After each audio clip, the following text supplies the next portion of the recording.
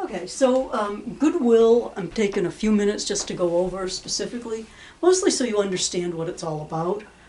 Basically, the only time we record Goodwill is when one company buys another company. So I like to keep it simple. Company A buys Company B for $8,000. Very little company. Okay, so what I like to, how I like to think about Goodwill is basically you're comparing what they paid. Okay, so what did Company A pay? What they paid, and they paid $8,000, and you compare that to what they got.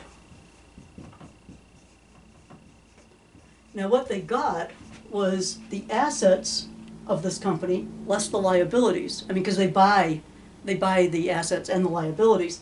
So they got the net assets of the company. Okay, so they got the net assets, which would be assets minus liabilities, gives you the net assets, or the equity in the company.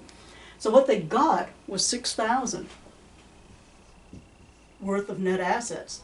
And so the $2,000 that they were willing to pay over and above the value of the net assets of the company they bought is the goodwill.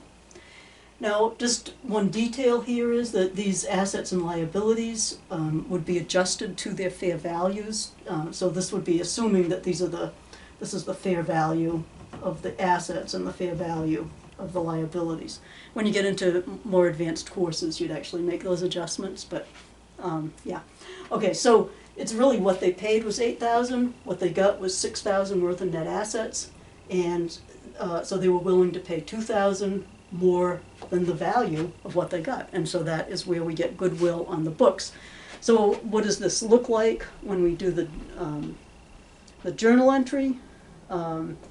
Basically, and I don't, yeah, and they would list off the assets they got, okay, of the $10,000.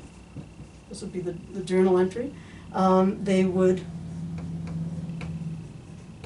list off the liabilities that they got for $4,000. They would record the cash that they paid, which was, what did I say, $8,000.